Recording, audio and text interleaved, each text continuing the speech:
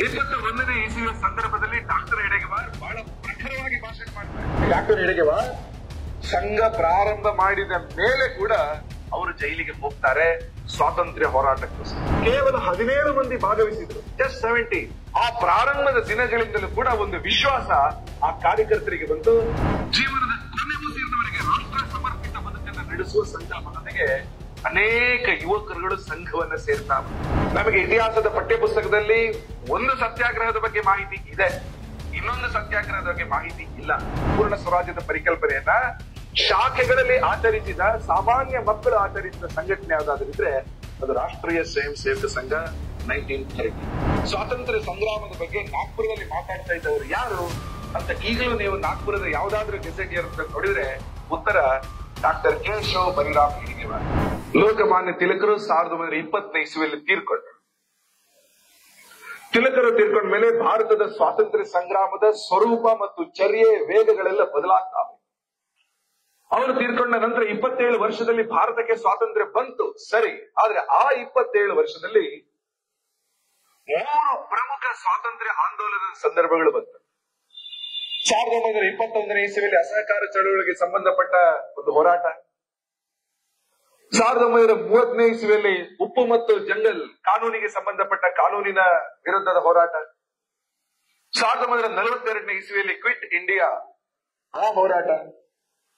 ಈ 3 ಹೋರಾಟದಲ್ಲಿ ಸಂಘದ ಜೊತೆ ಗುರುತಿಸಿದ್ದ ಅನೇಕ ಮಂದಿ ಪಾಲ್ಗೊಂಡಿದ್ರು, including doctor Keshav Baliram, except 42 ಆಗ ಅವರು ತೀರ್ಕೊಂಡಿದ್ರು. 21ನೇ ಇಸವಿಯ ಸಂದರ್ಭದಲ್ಲಿ ಡಾಕ್ಟರ್ ಹೆಡಗೇವಾರ್ ಬಹಳ ಪ್ರಖರವಾಗಿ ಭಾಷಣ ಮಾಡ್ತಾ ಇದ್ರು.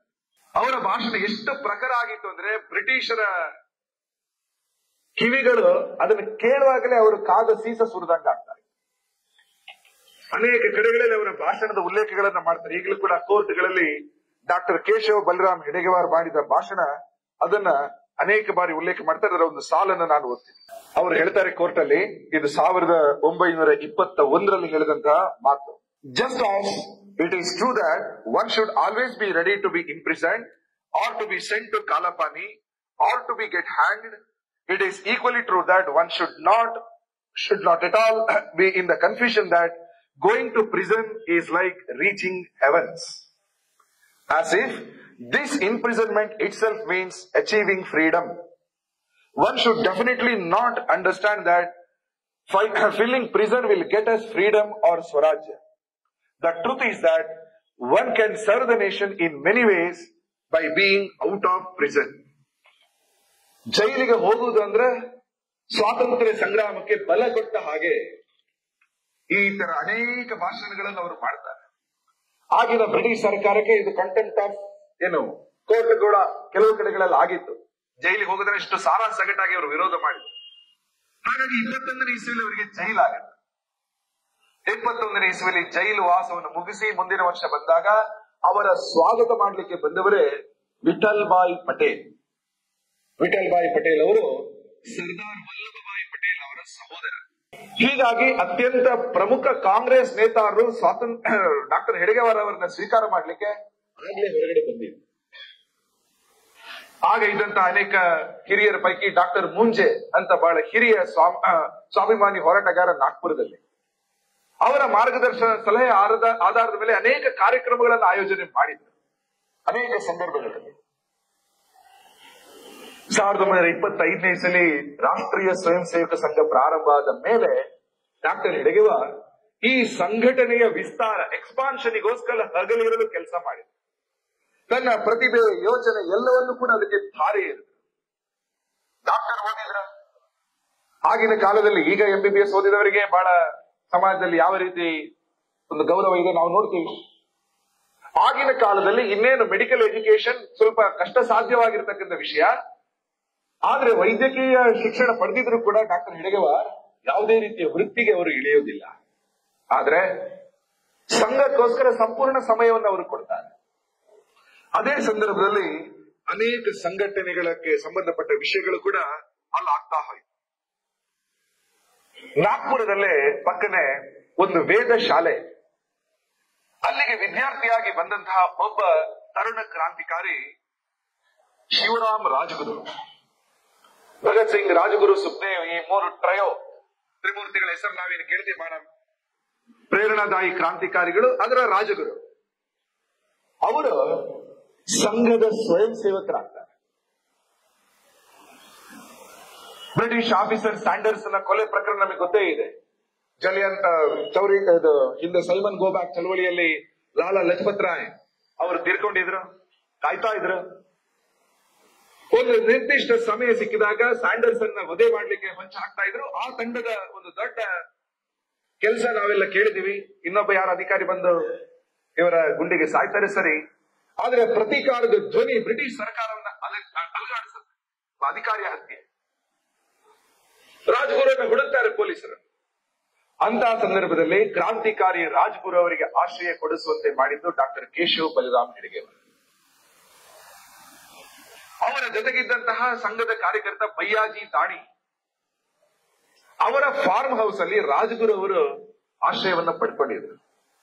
ಬಯ್ಯಾಜಿ ದಾಣಿ ನಂತರದ ವರ್ಷಗಳಲ್ಲಿ ಪಂಡಿತ್ ಮದನ್ ಮೋಹನ್ ಮಾಳವೀಯ ಅವರು ಪ್ರಾರಂಭ ಮಾಡಿದ ಬನಾರಸ್ ಹಿಂದೂ ಯೂನಿವರ್ಸಿಟಿಗೆ ಹೋಗಿ ಅಲ್ಲಿ ಪ್ರಾಧ್ಯಾಪಕರಾಗಿದ್ದಂತಹ MS ಗೋಳ್ವಲ್ಕರ್, ಮಾಧವ್ ಸದಾಶಿವರಾವ್ ಗೋಳ್ವಲ್ಕರ್ ಅವರನ್ನ ಸಂಘದ ವಿಚಾರದ ಅದಕ್ಕೆ ಆಕರ್ಷಣೆ ಮಾಡಿ ವಾಪಸ್ ಸಂಘಕ್ಕೆ ಕರ್ಕೊಂಡು ಬಂದದ್ದು ಬಯ್ಯಾಜಿ ದಾಣಿಯವರು.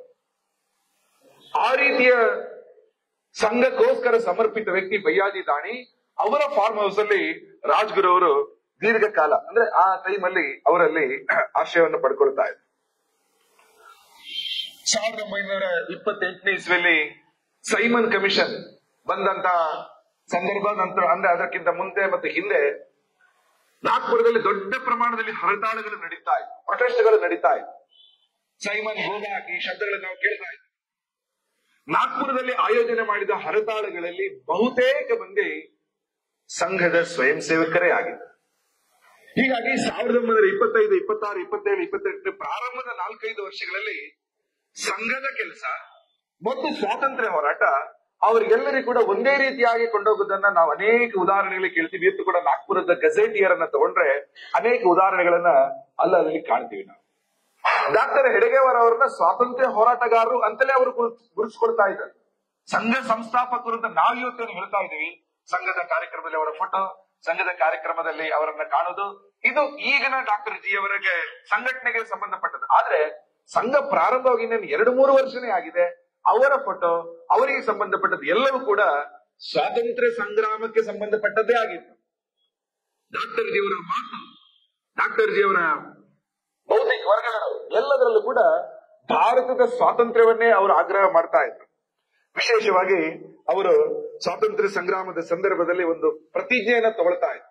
ಅದರಲ್ಲಿ ಹೇಳ್ತಾರೆ, ದೇಶಕ್ಕೆ ಸ್ವಾತಂತ್ರ್ಯ ದೊರಕಿಸಲು ತನುಮನ ಧನದಿಂದ ಪ್ರಾಮಾಣಿಕವಾಗಿ ಜೀವನ ಪರ್ಯಂತ ಪ್ರಯತ್ನಿಸುತ್ತೇನೆ. ಇವತ್ತು ದೇಶಕ್ಕೆ ಸ್ವಾತಂತ್ರ್ಯ ಅನ್ನುವ ಶಬ್ದದ ಬದಲು ಹಿಂದೂ ಸಮಾಜ, ಹಿಂದೂ ರಾಷ್ಟ್ರ, ಇದರ ಸರ್ವಾಂಗೀಣ ಉನ್ನತಿಗೆ ಅನ್ನುವ ಶಬ್ದವನ್ನ ಸಾಮಾನ್ಯವಾಗಿ ಕಾರ್ಯಕರ್ತರು ಅವರವರ ವರ್ಗಗಳಲ್ಲಿ ಹೇಳ್ತಾರೆ. ಸೊ ಹಿಂದೆ ಪ್ರತಿಜ್ಞೆ ಇದ್ದಾಗ ಭಾರತದ ಸ್ವಾತಂತ್ರ್ಯವೇ ಒಬ್ಬ ಸ್ವಯಂ ಸೇವಕ, ಪ್ರತಿಜ್ಞಿತ ಸ್ವಯಂ ಸೇವಕನ ಮನಸ್ಸಲ್ಲಿ ಬರ್ತಾ ಇದ್ದಂತಹ ಮಾತುಗಳಾಗಿವೆ. ಹಾಗಾಗಿ ಸ್ವಾತಂತ್ರ್ಯ ಸಂಗ್ರಾಮದ ಕಲ್ಪನೆ, ಯೋಚನೆಗಳೇನಿದೆ ಅದು ಆಗ ನಮ್ಮ ಇಂಟೆಗ್ರಲ್ ಒಂದು ಭಾವನೆನೇ ಆಗಿದೆ. 1928ನೇ ಇಸ್ವಿನಲ್ಲೇ ಸಂಘ ಸಂಸ್ಥಾಪನೆಯಾಗಿ 3ನೇ ವರ್ಷ.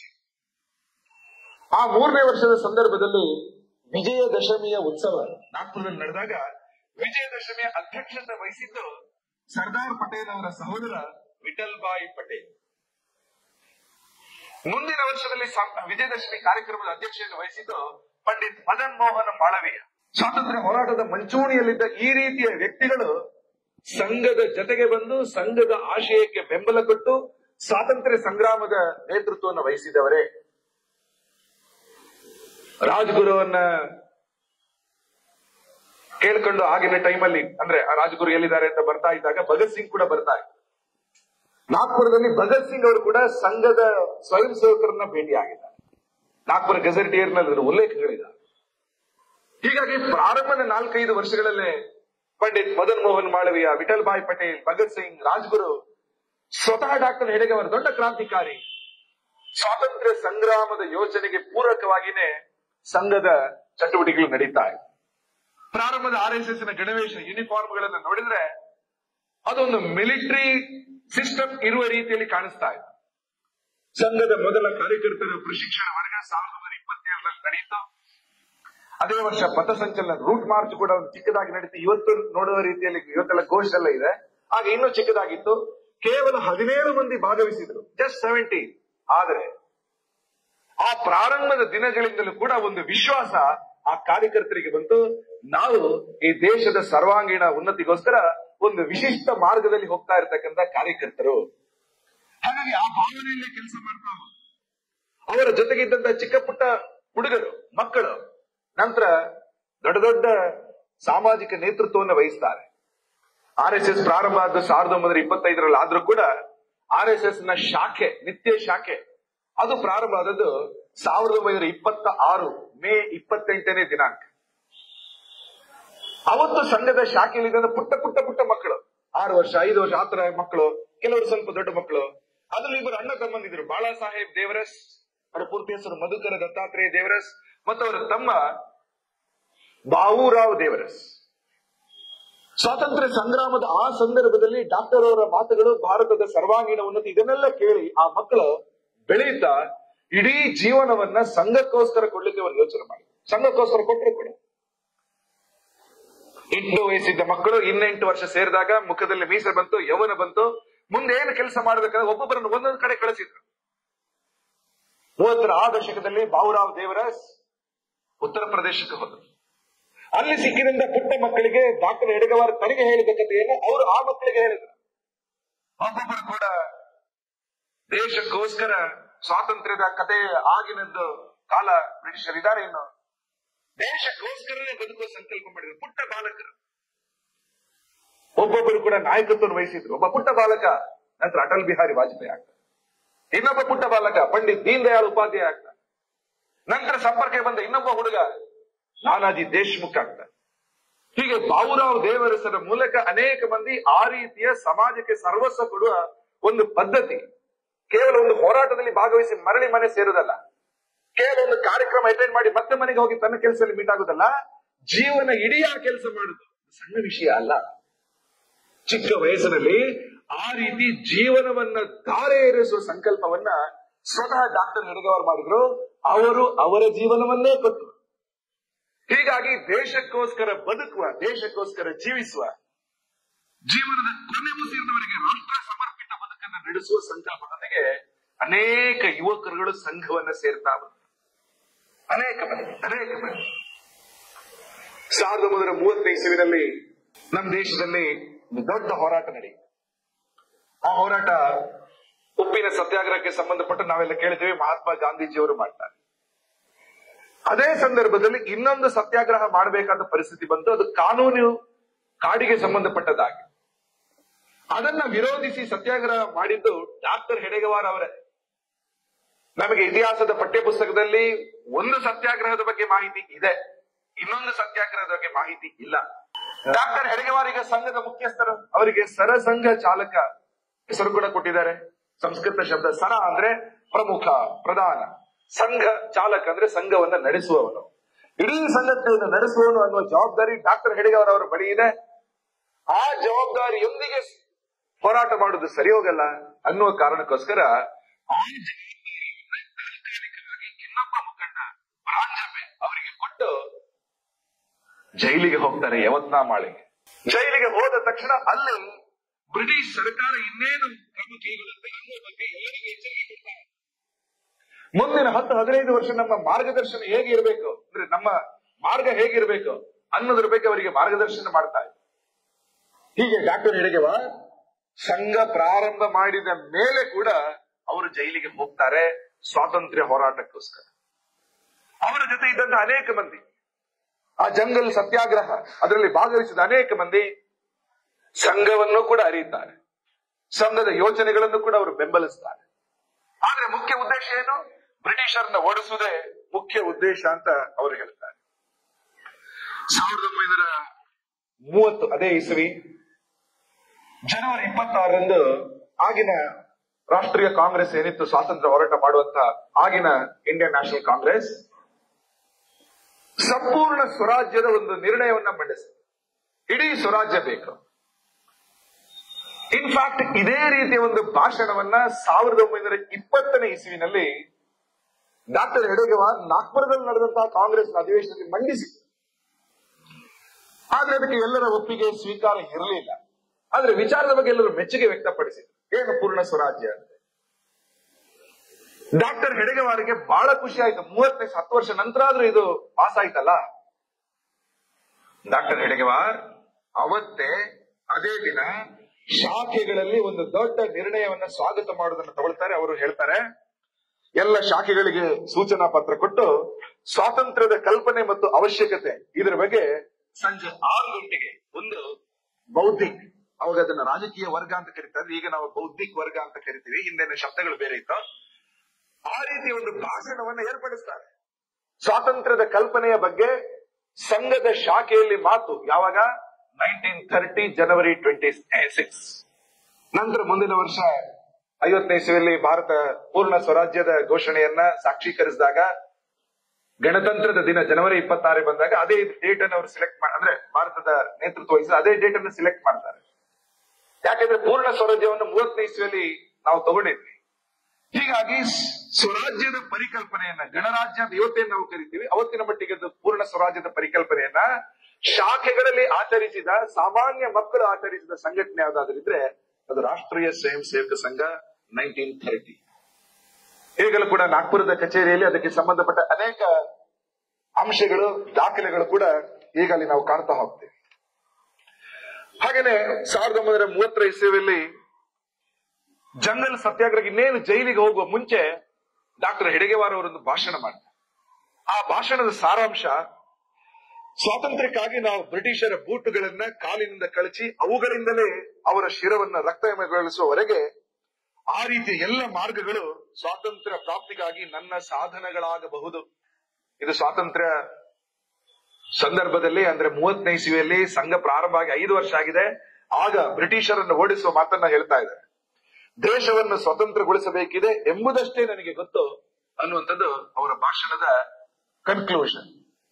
ಹೀಗಾಗಿ 1930ನೇ ಇಸವಿಯ ಆ ಸಂದರ್ಭದಲ್ಲಿ ಅತ್ಯಂತ ಹೆಚ್ಚು ಸ್ವಾತಂತ್ರ್ಯ ಸಂಗ್ರಾಮದ ಬಗ್ಗೆ ನಾಗ್ಪುರದಲ್ಲಿ ಮಾತಾಡ್ತಾ ಇದ್ದವರು ಯಾರು ಅಂತ ಈಗಲೂ ನೀವು ನಾಗ್ಪುರದ ಯಾವ್ದಾದ್ರೂ ಗೆಜೆಟಿಯರ್ ಅಂತ ನೋಡಿದ್ರೆ ಉತ್ತರ ಡಾಕ್ಟರ್ ಕೇಶವ್ ಬಲಿರಾಮ್ ಹೆಡಗೇವಾರ್. ಅವರು ಯಾರು?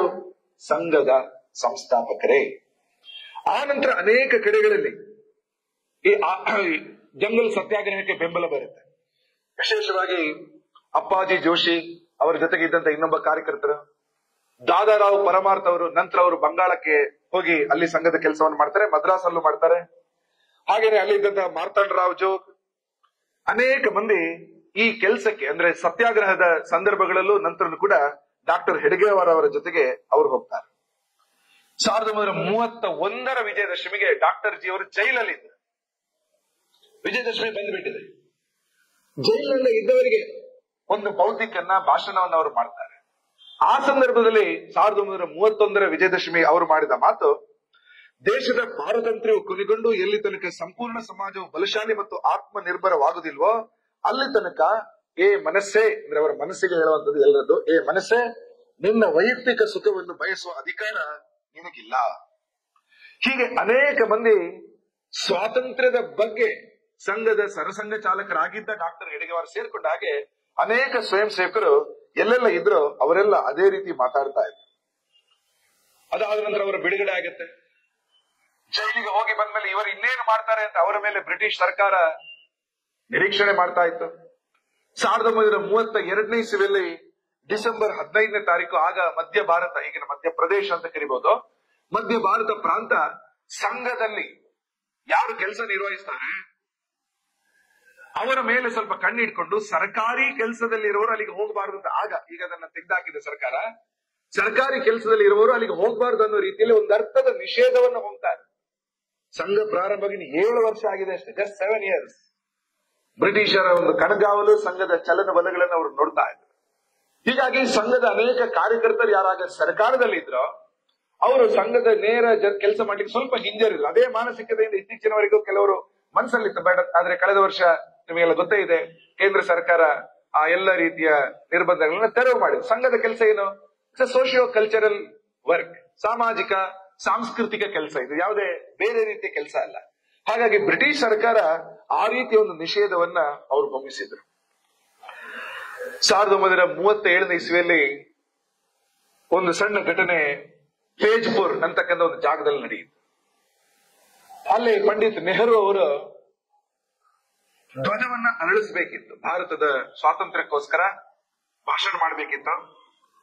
ಆ ಧ್ವಜ ಒಂದೇ ನಮ್ಗೆ ಗೊತ್ತೇ ಇದೆ, ಬಹಳ ಶ್ರದ್ಧೆಯಿಂದ ಎಲ್ಲರೂ ನಿಂತಿದ್ದಾರೆ. ಧ್ವಜವನ್ನು ಅರಳಿಸಬೇಕು. ಧ್ವಜ ಮಧ್ಯಕ್ಕೆ ಹೋಗಿ ಸಿಕ್ಕಾಕೊಳ್ಳು. ಧ್ವಜದ ಕಂಬ ಇದೆ, ಮಧ್ಯದಲ್ಲಿ ಇದೆ. ಆಗ ಒಬ್ಬ ಯುವಕ ಓಡ್ಕೊಂಡು ಬಂದು ಮಧ್ಯಭಾಗಕ್ಕೆ ಆ ಕಂಬವನ್ನ ಹತ್ತಿ ಧ್ವಜವನ್ನ ಸಿಕ್ಕನ್ನ ಬಿಡಿಸಿ ಮೇಲೆಗೆ ಅವನೇ ಆರೋಹಣ ಮಾಡ್ತಾನೆ. ನಂತರ ಕೆಳಗೆ ಇಳಿತಾನೆ. ಅವರ ಹೆಸರು ಕಿಶನ್ ಸಿಂಗ್ ಪರದೇಸಿ. ಯಾರು ಈ ಕಿಶನ್ ಸಿಂಗ್ ಅಂದ್ರೆ? ಅವರೊಬ್ಬರು ಸಂಘದ ಸ್ವಯಂ ಸೇವಕ. ರಾಷ್ಟ್ರಧ್ವಜ ಆನಂತರ ಬಂತ ನಮ್ಮ ದೇಶಕ್ಕೆ. ಆದ್ರೆ ನಮ್ಮ ದೇಶ ಹೆಮ್ಮೆಯ ಧ್ವಜ ಅದು ಎತ್ತರದಲ್ಲಿ ಇದ್ದಾಗ, ಸಂಕಷ್ಟಕ್ಕೆ ಒಳಗಾದಾಗ ಅದನ್ನು ಹಾರಿಸುವುದು ನನ್ನ ಕೆಲಸ. ಇದರ ಬಗ್ಗೆ ಸರಸಂಘ ಚಾಲಕರು ಮೋಹನ್ ಭಾಗವತರು ಅನೇಕ ಕಡೆಗಳಲ್ಲಿ ಈ ಘಟನೆಯನ್ನು ಅವರು ಉಲ್ಲೇಖ ಮಾಡ್ತಾನೆ ಇರ್ತಾರೆ. ಹಾಗಾಗಿ ಆ ಕಿಶನ್ ಸಿಂಗ್ ಸೇರ್ಕೊಂಡಾಗೆ ಅನೇಕ ಮಂದಿ ಆ ರೀತಿಯ ಸ್ವಯಂ ಸೇವಕರು ಕೆಲಸ ಮಾಡಿದ್ದ ಸ್ವಾತಂತ್ರ್ಯ ಸಂಗ್ರಾಮದ ಸಂದರ್ಭದಲ್ಲಿ ದೇಶಕ್ಕೋಸ್ಕರ ಸ್ವಾತಂತ್ರ್ಯದ ಐಕಾನ್ಗಳು ಧ್ವಜ ಇದರ ಸಂರಕ್ಷಣೆ.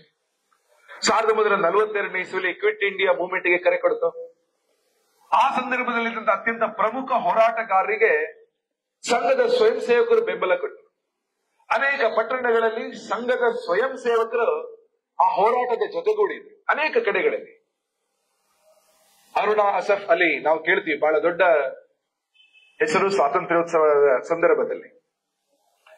ಆ ಸಂದರ್ಭದಲ್ಲಿ ಅವರು ದಿಲ್ಲಿಯ ಸಂಘ ಚಾಲಕ ಇದ್ದ ಲಾಲಾ ಹಂಸರಾಜ್ ಅವರ ಮನೆಯಲ್ಲಿ ಉಳ್ಕೊಂಡಿದ್ರು. ಅರುಣಾ ಅಸಫ್ ಅಲಿ ಅವರು ಸ್ವಾತಂತ್ರ್ಯ ಹೋರಾಟದ ಮಂಚೂಣಿಯಲ್ಲಿದ್ದವರು, ಕಾಂಗ್ರೆಸ್ನ ಬಹಳ ದೊಡ್ಡ ಲೀಡರ್ಗಳು. ಆದ್ರೆ ಅವರು ಉಳ್ಕೊಂಡದ್ದು ಸಂಘದ ದೆಹಲಿಯ ಸಂಘ ಚಾಲಕ ಲಾಲಾ ಹಂಸರಾಜ್ ಗುಪ್ತಾ ಅವರ ಮನೆಯಲ್ಲಿ ಅವರು ಉಳ್ಕೊಂಡಿದ್ರು. ಹೀಗಾಗಿ ಸಂಘದ ಅನೇಕ ಸಂದರ್ಭಗಳು ನಾವು ನೋಡಿದ್ರೆ ಅನೇಕ ಮಂದಿ ಅನೇಕ ರೀತಿಯಲ್ಲಿ ನೆರವಾಗಿದ್ದಾರೆ. ಒಬ್ಬರಂತೂ ರಮಾಕಾಂತ್ ದೇಶಪಾಂಡೆ ಆ ಸಂದರ್ಭದಲ್ಲಿ ಬ್ರಿಟಿಷರನ್ನು ವಿರೋಧಿಸಿ ಕೆಲಸ ಮಾಡ್ತಾ ಇದ್ರು. ಸಂಘದ ಸಂಪರ್ಕ ಅವರಿಗೆ ಇತ್ತು. ಸಂಘವನ್ನು ಇನ್ನಷ್ಟು ಹತ್ರ ನೋಡಿದ್ರು. 48ರ ಆಂದೋಲನದಲ್ಲಿ ಸಕ್ರಿಯವಾಗಿ ಅವರು ಭಾಗವಹಿಸಿದ್ರು. ಅವರನ್ನ ಜೈಲಿಗೆ ಬ್ರಿಟಿಷರು ಹಾಕ್ತಾರೆ, ಮರಣದಂಡನೆ ಘೋಷಣೆ ಮಾಡ್ತಾರೆ. ಬಟ್ ನಂತರ ಅವರನ್ನ ಬಿಡುಗಡೆ ಮಾಡ್ತಾರೆ. ರಮಾಕಾಂತ್ ದೇಶಪಾಂಡೆ ಅವರು ಬಿಡುಗಡೆ ಆದ ನಂತರ ಇದೇ ಕೆಲಸವನ್ನ ಮುಂದುವರಿಸಬೇಕು ಅನ್ನೋ ಕಾರಣಕ್ಕೋಸ್ಕರ ರಾಷ್ಟ್ರೀಯ ಸ್ವಯಂ ಸೇವಕ ಸಂಘದ ಯೋಜನೆ ಜೊತೆಗೆ ತಮ್ಮನ್ನು ಸೇರಿಸಿಕೊಳ್ತಾರೆ. ಸ್ವಾತಂತ್ರ್ಯ ಬಂದ 5ನೇ ವರ್ಷಕ್ಕೆ 1952 ಇಸ್ವಿಯಲ್ಲಿ ಇದೇ ರಮಾಕಾಂತ್ ದೇಶಪಾಂಡೆ ಒಂದು ಸಂಸ್ಥೆಯನ್ನ ಪ್ರಾರಂಭ ಮಾಡ್ತಾರೆ. ಅದರ ಹೆಸರೇ ವನವಾಸಿ ಕಲ್ಯಾಣ ಆಶ್ರಮ. ಸಂಘದ ಒಂದು ಅಖಿಲ ಭಾರತೀಯ ಸಂಘಟನೆ, ವನವಾಸಿಗಳ ಟ್ರೈಬಲ್ ವೆಲ್ಫೇರಿಗೋಸ್ಕರ ಇದೆ. ರಮಾಕಾಂತ್ ದೇಶಪಾಂಡೆ ಅವರು ದೊಡ್ಡ ಹೆಸರು. ಹೀಗಾಗಿ ಸಂಘದ ಬೇರೆ ಸಂಘಟನೆಗಳ ಸಂಸ್ಥಾಪಕರು ಅಂತ ನಾವೇನ್ ನೋಡ್ತೇವೆ, ಅವರೆಲ್ಲರೂ ಕೂಡ ಯಾರೆಲ್ಲ ಆ ಟೈಮಲ್ಲಿ ಇದ್ರ ಅವರ ಯೋಚನೆ, ಅವರ ಕೆಲಸಗಳು ಎಲ್ಲವೂ ಕೂಡ ಸ್ವಾತಂತ್ರ್ಯ ಸಂಗ್ರಾಮಕ್ಕೆ ಪೂರಕವಾಗಿ ಅನೇಕ ಮಂದಿ ಈ ರೀತಿಯ ಕಡೆಗಳಲ್ಲಿ ಭಾಗವಹಿಸಿ ಕೂಡ ಅವರಿದ್ರು. ಹಾಗೇನೆ ಸೋಷಿಯಲಿಸ್ಟ್ ಆಗಿರ್ತಕ್ಕಂಥ ಅಚ್ಯುತ ಪಟವರ್ಧನ್, ಚಿಂತನಕ್ಕಿರ್ತಕ್ಕಂಥ ಸಾನೆ ಗುರೂಜಿ, ಇವರೆಲ್ಲರೂ ಕೂಡ ಪುಣೆಯಲ್ಲಿ ಸಂಘ ಚಾಲಕರಾಗಿದ್ದಂತ ಬಾಬು ಸಾಹೇಬ್ ದೇಶ್ಮುಖ್ ಅವರ ಮನೆಯಲ್ಲಿ ಅವರು ಆಶ್ರಯವನ್ನು ಕೂಡ ಅವರು ಪಡ್ಕೊಂಡಿದ್ರು. ಆಗ ಪ್ರತಿ ಸರ್ಕಾರ ಅವರು ಸ್ಥಾಪನೆ ಮಾಡಿದ ಅನೇಕ ಪತ್ರಿಕೆಗಳು ಮತ್ತು ಅನೇಕ ಸಂಘಟನೆಗಳಲ್ಲಿ ಸಂಘದ ಸ್ವಯಂ ಸೇವಕರು ಅಲ್ಲಲ್ಲಿ ಕೆಲಸ ಮಾಡ್ತಾರೆ. ಬ್ರಿಟಿಷ್ ಸರ್ಕಾರ 1946ನೇ ಇಸ್ವಿಯಲ್ಲಿ RSS ಬಗ್ಗೆ ಒಂದು ಇಂಟೆಲಿಜೆನ್ಸ್ ರಿಪೋರ್ಟ್ ಅನ್ನ ತರಿಸ್ಕೊಳ್ಳುತ್ತೆ. ಅದು ಇರುವಾಗ ಕೂಡ ಪಬ್ಲಿಷ್ ಮಾಡಿಲ್ಲ. RSS ಯಾವ ರೀತಿಯ ಸಂಘಟನೆ ಅನ್ನುವ ಒಂದು ರಿಪೋರ್ಟ್ ಇನ್ನು ಕೂಡ ಅದು ಕಾನ್ಫಿಡೆನ್ಶಿಯಲ್ ಆಗಿ ಇಟ್ಕೊಂಡಿದೆ. ಹಾಗಾಗಿ ಸಂಘದ ಚಲನವಲನಗಳನ್ನ ಬ್ರಿಟಿಷರು ಗಮನಿಸ್ತಾ ಇದ್ರು ಅಂದ್ರೆ ಅದರ ಅರ್ಥ ಏನು? ಬ್ರಿಟಿಷ್ ಸರ್ಕಾರಕ್ಕೆ ಸಂಘದ ಸ್ವಯಂ ಸೇವಕರು ಯಾವ ರೀತಿ ಕೆಲಸ ಮಾಡ್ತಾ ಇದ್ದಾರೆ, ಸಮಾಜವನ್ನು ಒಟ್ಟು ಮಾಡ್ತಾ ಇದ್ದಾರೆ, ಹೋದಲ್ಲಿ ಬಂದಲ್ಲಿ ದೇಶದ ಬಗ್ಗೆ ಮಾತಾಡ್ತಾ ಇದ್ದಾರೆ, ಜನರಿಗೆ ಕ್ಲಾರಿಟಿ ಕೊಡ್ತಾ ಇದ್ದಾರೆ, ಜನರನ್ನ ಪ್ರಶಿಕ್ಷಣ ಮಾಡ್ತಾ ಇದ್ದಾರೆ, ಪ್ರಶಿಕ್ಷಣ ಸಿಕ್ಕಿದವನು ಇನ್ನೊಬ್ಬರಿಗೆ ಕೊಡ್ತಾ ಇದ್ದಾರೆ, ಕೆಲವರು ಜೀವನವನ್ನೇ ಕೊಡ್ತಾ ಇದ್ದಾರೆ. ಇಡೀ ದೇಶದಲ್ಲಿ ಆ ಪ್ರಕ್ರಿಯೆ. ಉದಾಹರಣೆಗೆ ಡಾಕ್ಟರ್ ಜಿ ಅವರ ಜೊತೆಗೆ ಇದೊಂದು ಸಣ್ಣ ಹುಡುಗ ಯಾದವ್ ರಾವ್ ಜೋಶಿ, ಅವರು ಕೂಡ ಸ್ವಲ್ಪ ಬೆಳೆದ ನಂತರ ಅವರನ್ನ ಕರ್ನಾಟಕಕ್ಕೆ ಕಳಿಸಿದ್ರು. ಯಾದವ್ ರಾವ್ ಜೋಶಿ ಬಹಳ ದೊಡ್ಡ ಸಂಗೀತಜ್ಞ ಆಗ್ಬೋದಿತ್ತು. ಪಂಡಿತ್ ಭೀಮಸೇನ್ ಜೋಶಿ ಅವರ ಗುರುಗಳು ಯಾದವ್ ರಾವ್ ಜೋಶಿ ಗುರುಗಳು ಒಬ್ಬರೇ, ಭೀಮಸೇನ್ ಜೋಶಿ ಜೂನಿಯರ್. ಅಂತಹ ಗಾಯಕ ಭವಿಷ್ಯವನ್ನೇ ಬಿಟ್ಟು ಸಂಘವನ್ನೇ ಸಂಗೀತವನ್ನಾಗಿ ಮಾಡಿದ ಯಾದವರಾವ್ ಜೋಶಿ ಕರ್ನಾಟಕ ಬಂದಿದ್ರು. ಅವರ ಮಾತು ಒಡನಾಟ ಕೇಳಿದಂತ ಹುಡುಗರು ಸಂಘದ ಸಂಪರ್ಕದಲ್ಲಿ ಜೀವನವನ್ನೇ ಸಂಘಕ್ಕೆ ಕೊಡು ನಿರ್ಣಯ ಮಾಡ್ತಾರೆ. ಪುಟ್ಟವರು ಬಾಲಕರಾಗಿದ್ರು, ಬೆಳೆದು ನಿಂತಿದ್ದಾರೆ. ಆ ರೀತಿ ಒಬ್ಬ ಯುವಕ, ಆಗಲೇ ಅವರ ಕೆಮಿಸ್ಟ್ರಿಯಲ್ಲಿ ಗೋಲ್ಡ್ ಮೆಡಲಿಸ್ಟ್ ಹೋವೆ ಶೇಷಾದ್ರಿ 1946ನೇ ಇಸ್ವಿಯಲ್ಲಿ ಸಂಘದ ಪ್ರಚಾರಕರಾಗ್ತಾರೆ. ಅವ್ರ ಜೊತೆಗೆ ಕೆ ಸೂರ್ಯನಾರಾಯಣ ರಾವ್ ಅವರು ಪ್ರಚಾರಕರಾಗ್ತಾರೆ. ಚಂಪಕನಾಥ್ ಅವರು ಕೂಡ ಪ್ರಚಾರಕರಾಗ್ತಾರೆ. ಅಂದ್ರೆ ಡಾಕ್ಟರ್ ಹೆಡಗೇವರ್ ಪ್ರೇರಣೆಯಿಂದ ಕರ್ನಾಟಕ ಬಂದ ಯಾದವರಾವ್ ಜೋಶಿ ಅವರ ಮೂಲಕ ಮತ್ತೆ ಮೂವರು ತಯಾರಾಗ್ತಾರೆ. ಅವರು ಜೀವನ ಕೊಡ್ತಾರೆ. ಹೀಗಾಗಿ ಬ್ರಿಟಿಷ್ ಸರ್ಕಾರಕ್ಕೆ ಗೊತ್ತಾಯ್ತು ಈ ಚೈನ್ ಏನಿದೆ ಇದು ವರ್ಕ್ ಆಗ್ತಾ ಇದೆ RSS ನಲ್ಲಿ. ಒಂದು ಯೋಚನೆಯನ್ನ ಇನ್ನೊಬ್ಬರು ಅಲ್ಲಿಂದ ಮತ್ತೊಬ್ಬರು ಕೊಂಡೋಗ್ತಾ ಇದ್ದಾರೆ. It's a growing organisation. ಸಂಘದ ಬಗ್ಗೆ 1946 ಇಂಟೆಲಿಜೆನ್ಸ್ ವರದಿಯನ್ನ ಕೊಡ್ತಾರೆ. ಆದ್ರೆ ಅದನ್ನ ಅವರು ಇನ್ನೂ ಕೂಡ ಬಿಡುಗಡೆ ಮಾಡಲಿಲ್ಲ.